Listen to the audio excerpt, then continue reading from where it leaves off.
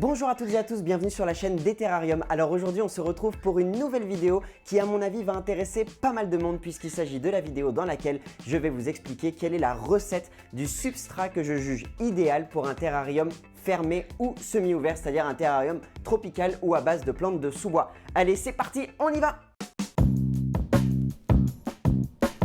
Alors déjà, avant de démarrer cette vidéo, j'ai quand même envie de vous dire que j'en ai un petit peu marre des petits soucis de son que je peux avoir à chaque fois dans la plupart de mes vidéos. Donc j'ai investi dans un petit enregistreur qui est vachement sympa, qui fonctionne super bien a priori. Donc j'espère que tout va bien se passer et voilà. J'avais envie de vous le dire. Alors c'est parti, donc la fameuse recette du substrat idéal pour un terrarium fermé ou semi-ouvert. Alors pourquoi fermé ou semi-ouvert? Parce que dans les terrariums fermés ou semi-ouverts, on va utiliser des plantes tropicales ou des plantes de sous-bois ou un mélange des deux. Et ces plantes-là adorent donc le substrat que je vais vous présenter aujourd'hui. En revanche, dans un terrarium ouvert, on va privilégier les plantes succulentes, les plantes grasses, et donc celles-ci auront besoin d'un substrat tout à fait différent. Donc pour la recette, vous aurez besoin de terreau de rempotage, terreau pour plantes d'intérieur comme on peut dire. Alors ce terreau est un mélange de tourbe blonde de sphaigne et de tourbe de sphaigne. Donc après il y a pas mal d'autres choses supplémentaires, il y a du compost vert, il y a un petit peu d'engrais, mais bon celui-ci est très peu enrichi en engrais et c'est ce qui est intéressant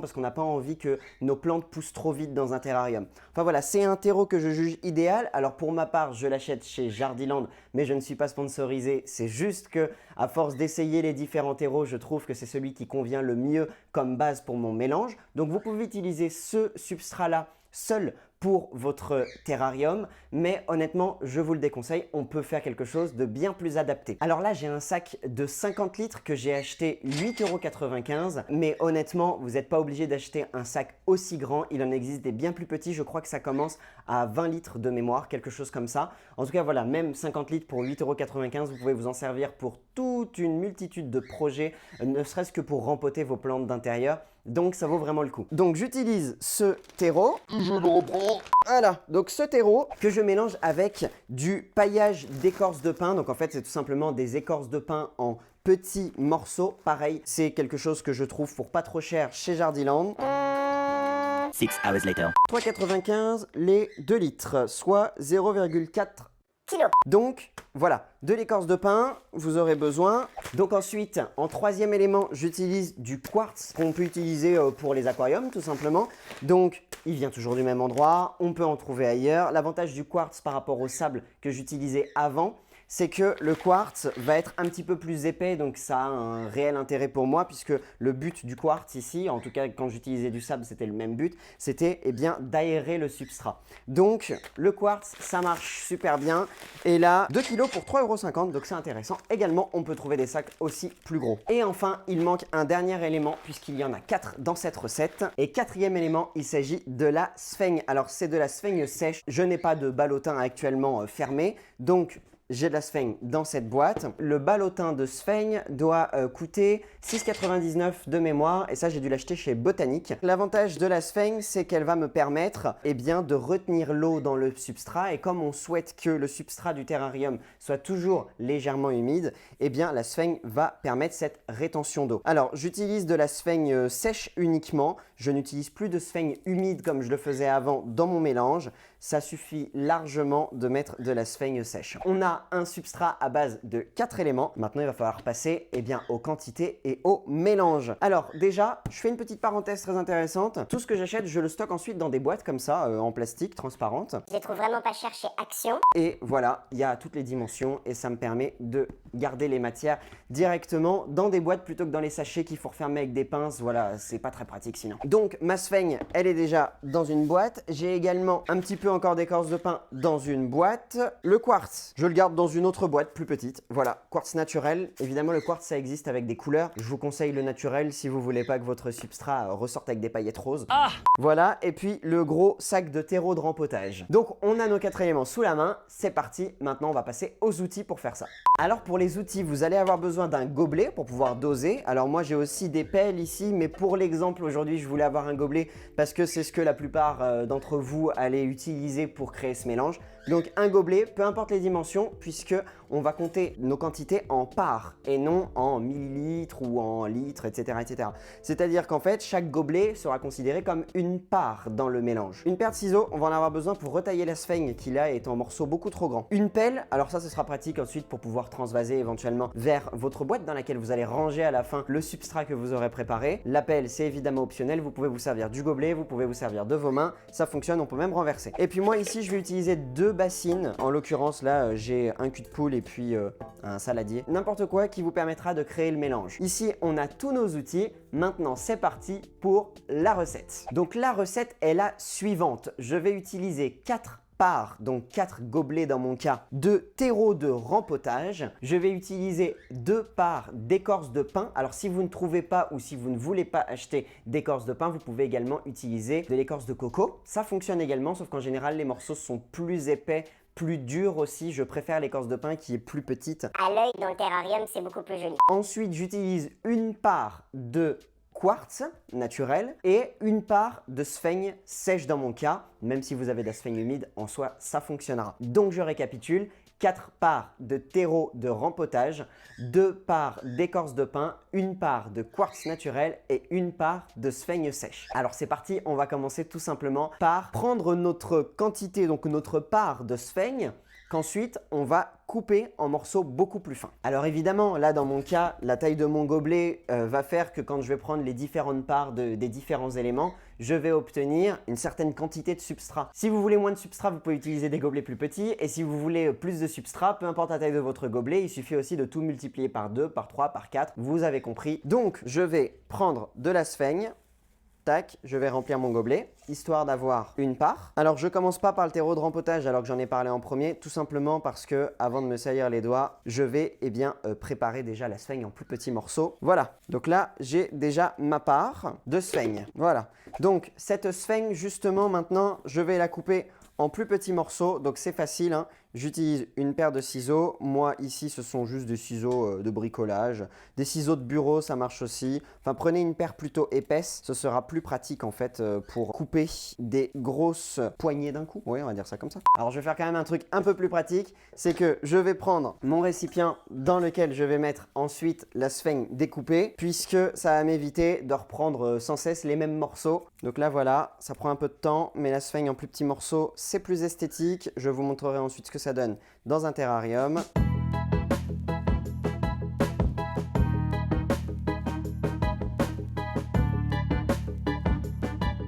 Et voilà, notre sphaigne est coupée en morceaux bien plus petits que ce n'était le cas à la base et ce sera donc beaucoup plus esthétique à la fin. Alors sans plus tarder, je vais vous montrer un petit peu ce que ça donne comme rendu dans un terrarium. Donc voilà, sur le côté, on voit qu'il y a de la sphaigne. Alors elle a un petit peu changé de couleur puisque maintenant elle est humide, ça permet une bonne rétention de l'eau. On voit très bien également les petits morceaux de quartz, on voit évidemment le terreau de rempotage et il y a de l'écorce de pin un petit peu partout, sauf que comme elle est de la même couleur eh bien, que le terreau, elles se font parfaitement dans la masse, ce qui est idéal. Donc là voilà, un exemple de terrarium qui a à peu près 2 semaines dans lequel eh bien, ce substrat a été utilisé. Il faut croire que le Phytonia est en train de bien pousser puisqu'il se plaît à merveille dans ce terrarium qui est ici un bel exemple donc de l'utilisation de notre substrat. Alors maintenant que la sphaigne est prête, je vais reprendre les éléments dans l'ordre et je vais commencer par 4 parts de terreau de rempotage. Alors évidemment, il faut que le terreau soit bien aéré. Donc à la base, quand vous allez l'acheter, il va être tout compacté dans le sac.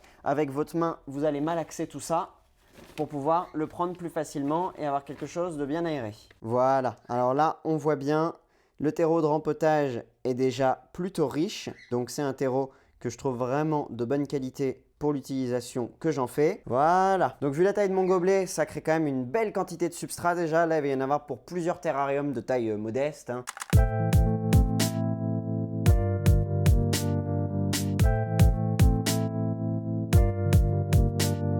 Voilà, alors notre mélange terreau de rempotage sphaigne est prêt. Maintenant, je vais ajouter les 2 parts d'écorce de pin. Voilà. Donc là, on voit que ce sont des morceaux de taille vraiment modeste. Donc ça évite d'avoir des énormes morceaux comme on pourrait utiliser dans un jardin. Je vous conseille vraiment les morceaux les plus petits possibles, que ce soit le plus discret possible en fin de compte dans le substrat à la fin, dans le résultat, dans le terrarium ou dans celui-ci, qui nécessite vraiment un nettoyage d'ailleurs, hein. Donc maintenant, on mélange.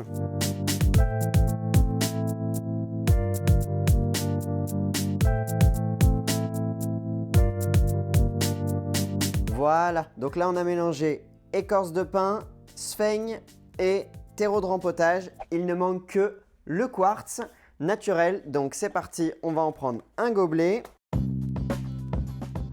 Ah, ça en fait de la poussière.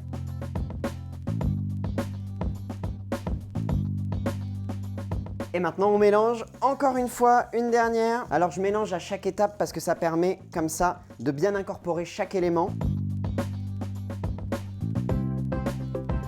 Et voilà, notre substrat est prêt. Donc là, on a vraiment un substrat qui est parfaitement adapté à l'utilisation en terrarium fermé, en terrarium semi-ouvert et si ça vous fait plaisir, en terrarium ouvert. Techniquement, vous pouvez même utiliser ce substrat avec des plantes d'intérieur qui sont en pot, hein. Ça fonctionnera très bien puisqu'on a ici un substrat dit tropical. Là, on a vraiment tous les éléments qui sont bien mélangés. Là, on a le substrat idéal. Alors quand le substrat est prêt, je vous conseille de le ranger dans une boîte hermétique, c'est très important. Alors dans mon cas, j'ai déjà une boîte dans laquelle j'ai du substrat et je ne sais pas si tout ce qu'il y a là va rentrer dedans. Ça va nous permettre de garder le substrat prêt pour les projets. Moi, je vous conseille de toute façon d'en faire plus, vous pouvez le garder de côté. Si c'est pas merveilleux, tout rentre dans la boîte dans laquelle j'avais déjà du substrat. Il est rangé dans sa boîte dans laquelle je vais pouvoir le conserver pendant des mois. De toute façon, ce que j'essaye de faire, c'est de le mettre plutôt à l'abri du soleil, tout simplement, même à l'abri de la lumière. Moi, je le range dans un meuble. Ça me permet d'éviter que la chaleur éventuellement puisse créer un développement de bactéries et éventuellement même que le substrat moisisse, parce que c'est possible que le substrat moisisse selon les conditions dans lesquelles vous allez le conserver. Donc pas besoin de l'humidifier, hein, je vous le déconseille. Si vous l'humidifiez, il y a des chances que les bactéries se développent plus facilement. Donc moi je le laisse tel quel. De toute façon, le terreau de rempotage était déjà légèrement humide à la base. Donc comme je le montrais tout à l'heure, c'est un exemple de terrarium dans lequel j'ai utilisé ce substrat. Celui-ci également, la sphaigne était juste un petit peu plus grosse. Donc voilà, les plantes s'y plaisent très bien. Je crois qu'on en a la preuve ici de toute façon. Et ce petit phytonia a l'air de bien pousser également puisqu'il a pris en hauteur depuis la création du terrarium. Alors je vous déconseille quand vous mettez du substrat dans un terrarium d'en mettre une couche trop épaisse. Plus vous allez mettre une couche épaisse, plus les plantes vont pouvoir se développer. Nous, ce qu'on veut, c'est que les plantes restent grosso modo naines dans le terrarium parce que plus ça va pousser, plus il va falloir couper. Et là, par exemple, je sais que j'ai une quantité de substrat un peu trop importante. C'est pour ça que les plantes derrière se sont vachement développées. C'est pas grave, mais c'est pas idéal. Cette vidéo touche à sa fin. Alors, j'espère qu'elle vous a plu. J'espère qu'elle vous sera utile surtout. Et donc, si vous avez aimé, n'hésitez pas à vous abonner à la chaîne, à activer la petite cloche. Ça vous permettra de suivre toutes les vidéos que je vais sortir à l'avenir. N'hésitez pas à aller voir les autres vidéos de la chaîne dans lesquelles je fais notamment des tutoriels pour faire des terrariums, mais pas que. Alors, je fais une petite parenthèse. Si vous habitez Nancy ou ses environs, sachez que je viens de lancer il y a vraiment pas longtemps mon activité de création, vente et entretien de terrariums de plantes et de mousse. Je fais donc des terrariums sur mesure et préconçus à partir de 25 €. Alors, si vous êtes dans le coin, n'hésitez pas à faire un tour. On se quitte là-dessus et à très bientôt. Salut!